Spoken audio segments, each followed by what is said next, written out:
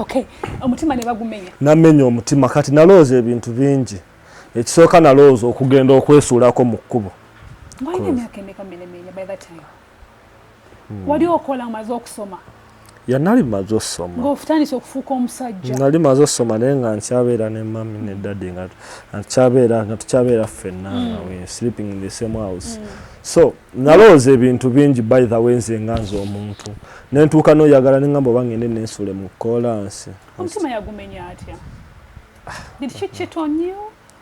Did she tell you nkukyaye oba gwe wakola ensobi n'agamba omanyi ono guy kamwesonyiwe? Yakiitinga. Were you playing your part as a boyfriend or a fiancé by that time? Yeah, but nze nagambye omuntu gwe njagala I do everything. Nze nemerwa n'okulya naye nga ye alidde. Nze nemerwa okulya naye nga omuntu gwe njagala ye alidde. Naye demu yamenya omutima bannaye. Era kyova nze mulimu kati ebintu nze ebinasalawo okwewala when I love someone. Okebera essimu. Ey'omukazi. You don't? Yeah. Wakebera simu. Like I link to my WhatsApp. Oh, that is where you guys go wrong nowadays. And WhatsApp GB bagenda bajijjawo ne ngamba tuweweddeko. Bwani yagamba nti WhatsApp GB erinkinga yoka. Kyendowooza. Zino ramwe abakazi abalina abasajja abamanyi ebintu bya technology mujja kwenda bajoba ku ojasanga omusajja nga kwatidde nze waka ku get. We link. Mbasazeewo. Sijja kubuulira leka gwe bakwate bakube emboko. Okay. Bakwate bakube emboko. We link nze ne mmanya. Omukwano wange yakikola kate afe. Mmere menya kate gaye afe. Kimenya omutima baita. Omanyi obeerawo n'omuntu kale nga omanyi ogenda okukola kino ekintu otandika obuusabuusa omuntu kati when you doubt someone omutima gwo tegukkiriza ogamba oba akikola oba takikola kati n'ogamba let me prove. Nozikwata nozilinkinga kati ka message ke bamuteerako nawe no nga kajja muzifuna mwenna ndo you can even reply nalozo liyazeemu. Are you sure? Yeah, when bagenda okunoonya abasajja bawako kalinki ate bannange. No baba mwe babibakola nakuba basirika. How do you know that someone is linking my phone? Echo nagambye sigenda kulaga. By the way, oyagala big agenda ku YouTube onoonye how to link WhatsApp.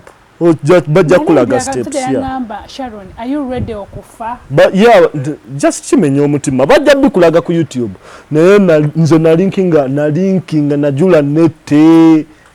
Ate kisajja nga kirina sente. Ate nga akyagala ebyaddala. Va ku bino mbusimanya beyagadde tebe meeting nganako nga be meeting one day yangamba agenda Kawanda yangamba agenda Kawanda banange ngekitufu angambye ekifo kyagenda mu kyekyo nasanga zino chats ku WhatsApp nga we yali agenda ekifo kye yangamba mu kyekyo kyoko omutima gwangamba nga nayo omukazi ono kimutwale eno ayinayo chikyalinayo okulinkinga simu y'omuntu katuddeyo ko katona nange mbuuliza gwe sinze nebuuliza nyagwe mbuuliza ali ku TV okulinkinga simu y'omuntu alina okubanga esimu ye eri close bade baba tali naawe. Nze newe ndikinga esimu yo nengende German nga toli mu Uganda katugeze newe mbasiri Uganda zibakusindikira nzifuna okikoloti asisobola nze kulagirira naye kati na era nakomako kyo gwe fika agenda kakusaba etuba gwe wale omutima gwali gukulumyeko ngoyagala okwata eno party obikwata obinyigo bisqueezing oba kati njabikebwa abisi ya banange. How did you go through that? Wachita moto. Because abantu banyi baba menye.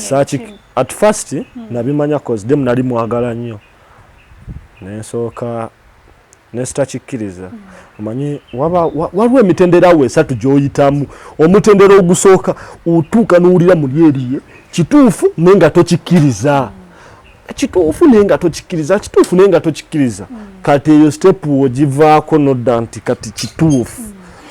Mind zo zitandika okudriving okukola ekintu ekikyamu oba mukole kino cause bannayo obeera oba kati omukazi teri kirumanga omuwala mwana gokimanyi nno osobola nakatugeza abaana abasoma asobola n'okulya feezi ze nawadde mu gwayagala kati teri kirumanga ekyo owulira muli eringa mwana nga kati last step yesobola okuwonya yokka tuuka n'ogamba kati sese naso nkikiriza nkiganye maze ne nkikiriza sese n'ogenda ku last step n'osooka okkakkana gwe nga ggwe omuntu kuba omwebyo byonna byonna okoleramu ensobi nnyingi era kati nze njagala mbeko kyenkugamba abaana bano be mutera olaba nga abadde hamboye nga tabadde nnyo mwana w'abakazi ne mwesanga ng'oba ayina akawuka nga slim abaana abo abavubuka basinga bafuna obulwadde obwo nga bamaze bakyawa yakoze okyayiwaye okola ensobi nnyingi nnyo to revenge okurevenge ng'okola ensobi nnyingi okola kino n'okola kino kati omutima ate guyinza kudrivinga ku kwenda jjukira awo obeera ne chances simanyi lwaki oba omuntu gwe bakyaye wakwano buli kati gwaddako kwana aba amukkiriza bukkiriza kati akwana kati tuuka n'okkakkana mukama bakuyambye n'otabaala okkakkana kati nze bye nabiyitamu byonna ne ntuuka ne nzikakkana ne ŋŋenda ewa mami wange ne mama namugambako yali tamumanyi naye namugamba mbadde n'omuntu gwe njagala nga even nagenda nkaaba n'okukaaba nawulira ennaku biruma bali bakumenyeko omutima nomuyinza okubeeragoyinza okubeera ng'oli hasola wa love mulimu waliwo bayita abapambanyi waliwo twanoga kati mpanise ekimala kanzikirize omanyi twali mu church last week ku Sunday omusumba affe n'agamba buli ali single yimirira so people stood up and I was like nange nenyimira everyone turned around and Ave are you seeing and I was like what is wrong with you nga kisoboka go okubeera single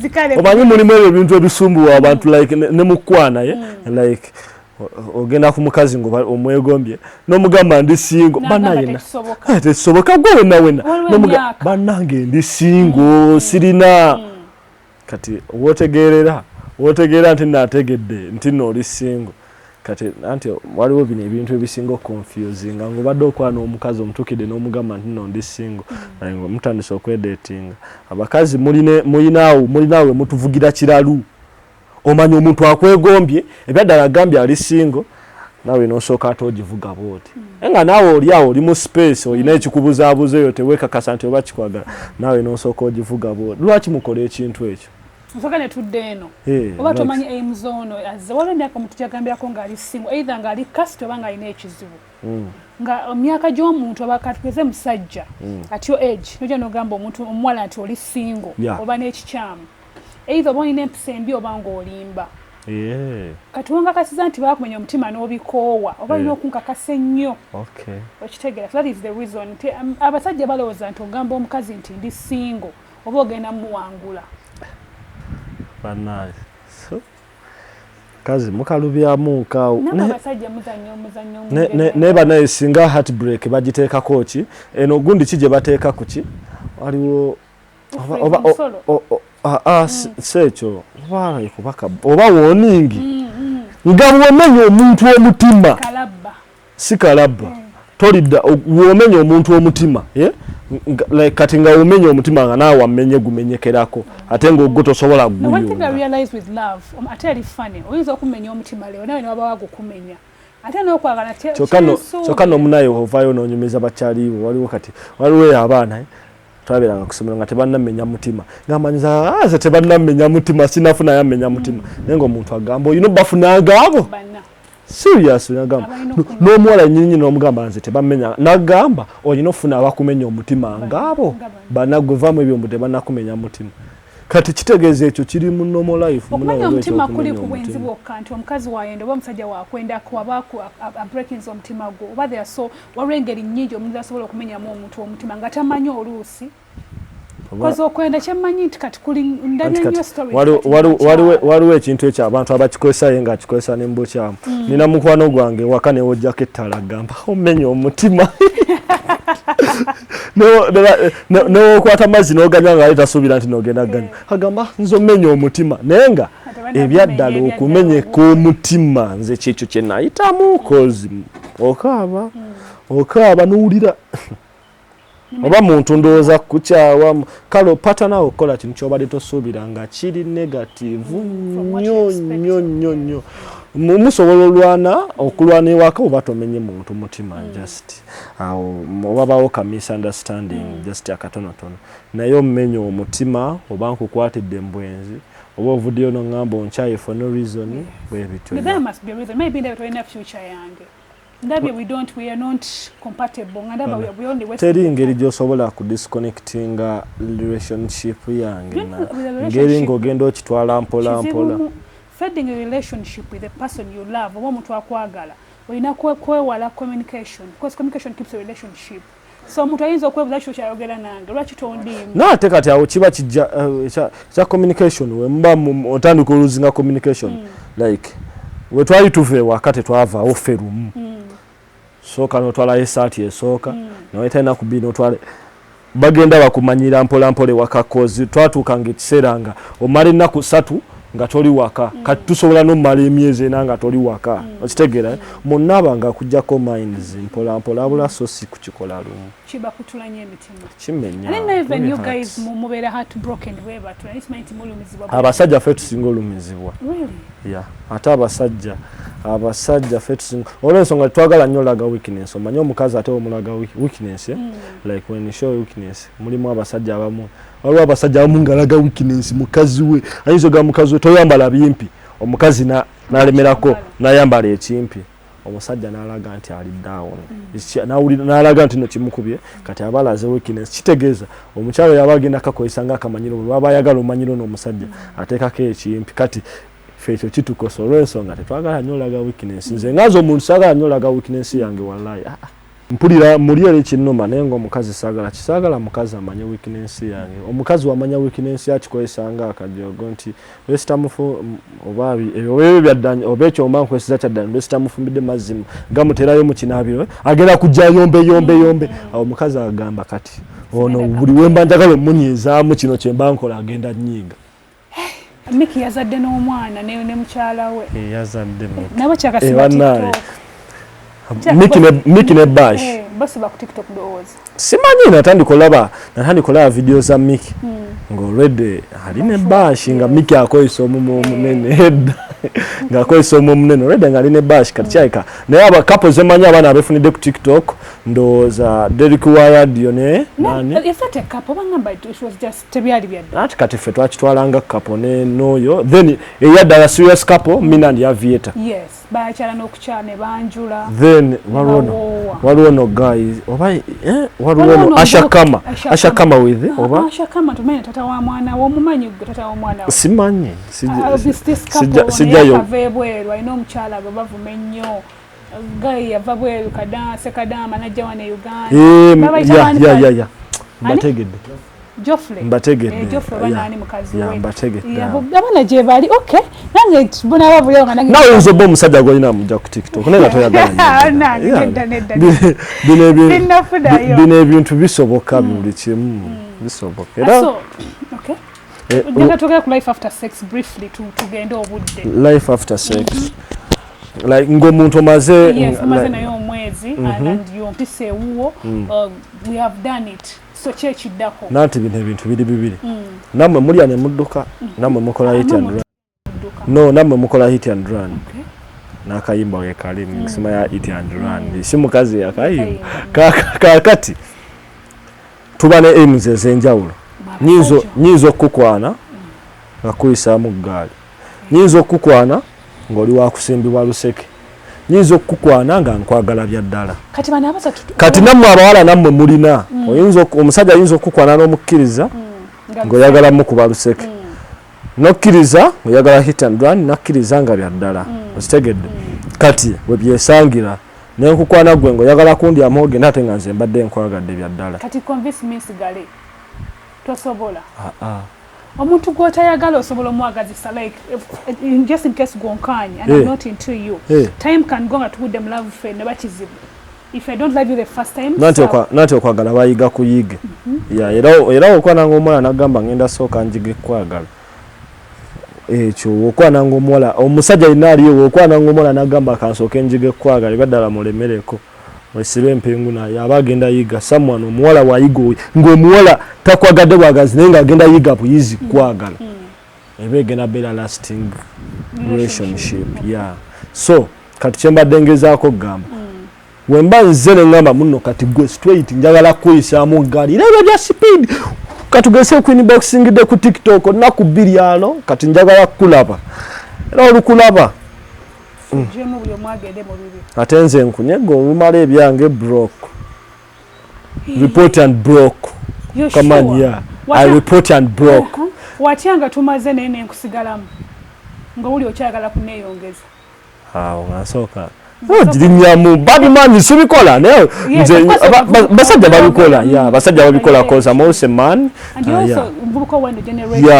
kakati namwe abawalirawe mujja hamba mubeereeyo nalikeyo mu trip emu nempulira kabalanga gamba njagala mugayo oyo njagala tamwagala na mutima ayagala mbudi kyekyo nsobola okukera kumata neŋŋamba njagala nfune ekifaananyi naawe naye nga nze ngaza omuntu sikwagala naye nga just njagala nfune okufunya ekifaananyi like osobola okwesanga ng'omuntu sita kati esawa zino kangereze ku mupiira nze saagala Ronaldo naye ate njagala ofuna ekifaananyi ne Ronaldo kati kyekyo nyinza okwagala ofuna ekifaananyi ne Ronaldo naye nga nze ngaza omuntu saagala Ronaldo ngamba kasita nfuna ekifaananyi ne Ronaldo kigenda kunnyambako influence kiba kimpooshinga Meremenya mbozi ennungi ate ng'ennyuma y'abavubuka b'omulembe kuno betwogedde asinti nabikola naye abavubuka bye mukola ne tusobola okukyusamu bavubuka bakola bingi bavubuka tulina kye bayita kazambi. I had a friend of mine nga tukyasoma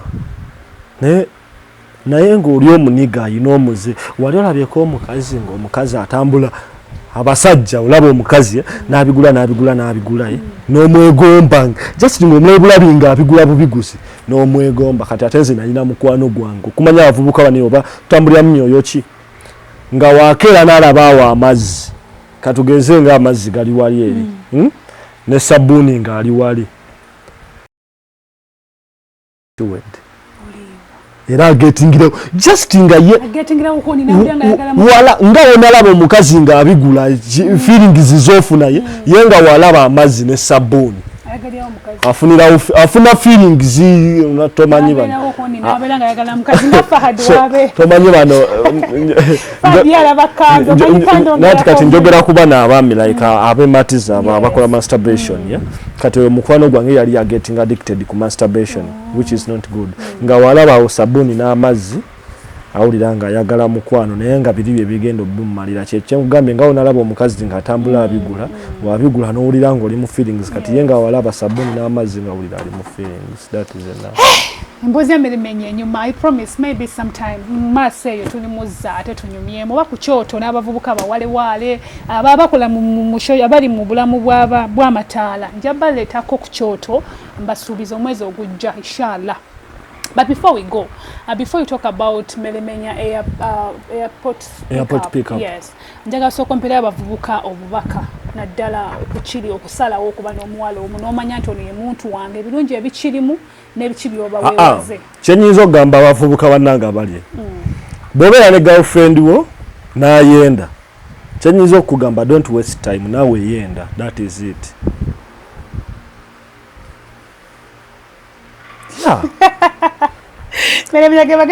Yes, kyekyo kaze kyenyinza okukuwa naawe omukazi bw'obeera n'ebbaawo togenda yabika mutima bannaye kasasiro oba ogenda yabika omutima ogwo ofeeri bw'olaba muvubuka munaye ng'oli eyo bw'obeera ne girlfriend wo n'okitegeera when you linkinga bino simanya WhatsApp n'olaba nga gukumenyeka wowe osobola naawe okukwata essimu ye ng'asobola olaba chat sizo zilinking naawe yenda naye akirabe ate yenda ng'omulaba genda ku YouTube kyekyo kyeŋŋambye abavubuka wayenda yenda. That is enough. Ajja tereera twogere ku Meremenya airport pickup nkutadde sigana kiddamu simanyi oba nyinza obba nga kyenjogedde naye nga that's the fact woyenda oyogedde akagambo fact nezijukira omuwala video ku TikTok ogenda aba okay kakati Meremenya airport pick up like bw'obeera nga paka reflector kangako bw'obeera nga olina omuntu agenda ku kisaawe, please save time with Meremenya airport pickup. Emmotoka yange tekwatibwa jam, that is it. Eriko obugombe. These are offers I have. The offers nina customer ojja nga nkuvuzeemu, you go with this reflector, ogenda ne jumper n'enkofiira, bibino ebintu byengaba ku buli customer gwenvuga. No matter the distance. Yeah, no matter the distance. There was jano kumala kaipaka kumganzi lwaza. Sifayo ofuna jumper, enkofiira ne reflector. Nga olengera kuba nze na reflector yokka olw'okwanguwa. So, emmotoka yange erimu wifi. Nga ompadde ka juice. Tugulayo ka juice n'onywako. Awo bimanyi bya mpola mpola. Wifi yabwerera omuziki, oba oyagala gospel, kuwa gospel, oba oyagala nku DJ nkuba, oba oyagala mataali ge nkukubira. Kati yone take airport oba kati nkatugeze vidi zituuse zade batugenda abaana baabwe. Nawe mama oba taata ng'olina omwana wo ng'oyagala agende nga ku ssomero every morning. Manyi ba mami. Mwana muri bize mutambula late kati omwana wo solo munkwasa nga mutwala ku ssomero ng'era nzirayo ne munonayo. Ya abakwetaze kati gwe sister wange ali ku kyeyo, sijja kukozesa kiri kigambo. Sister wange ali ku kyeyo, abali mu mawanga g'ebweru.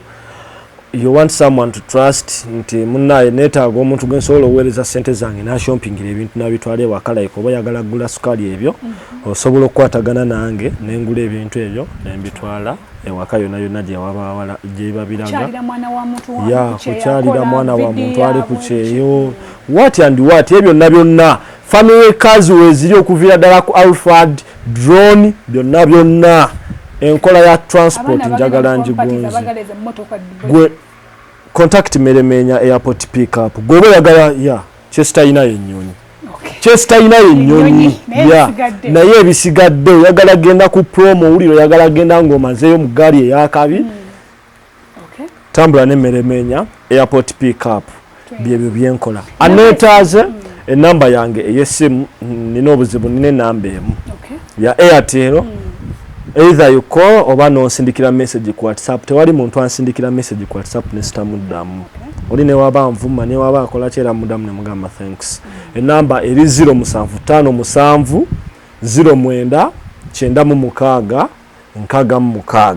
Kale ngawe mukola bulijjo etaze namba eyo oteka message ku WhatsApp nobeera ate ng'osaba enamba n'enjikuwa tasobodde giwandiika ffe tuli okubanga tukuwa abantu abagenda okutusako ebintu ebyo ne WhatsApp eri awo wansi mpeereza gwe yeetaaza okuba nga weetaaga service ya Meremenya tuwagira abavubuka abato omulembe guno mubala gwaffe gwakukola olina mbaga oyagala motoka nnyingi zikutambuza obitegedde transport means zonna ziri covered by Meremenya airport taxi n'olwekyo mpeereza message ate nja kuba mukutuusako abakyala abali e Bulaaya nga tusaba enamba ya Meremenya olw'ensonga zitera obbagamba njakusooka nkubuuzeemu omugamba ki sorry nimba naye nja gibawa kale tubeyanziza nnyo enkya Mother's Day olinayo omujulizi gw'omanyi Kizito omuto omulala oyo buli omu amumanyi Kizito omuto mumanyi mpayo omulala waliwo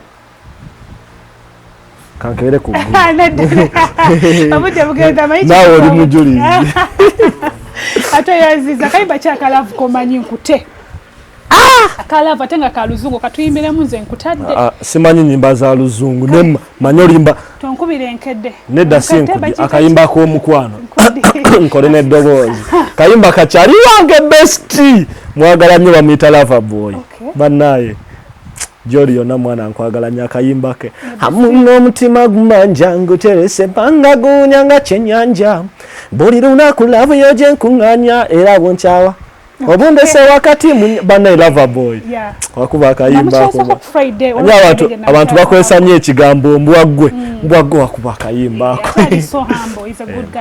ko mwana ali hambo ate akola kale tugenda mwelekereza Meremenya ebirungi biggwa bakogera batya ebirungi biggwa byoja toli muganda olimba nedira musu Yes, mloza abaganda tebaba balungi mulimu abalungi musula bulungi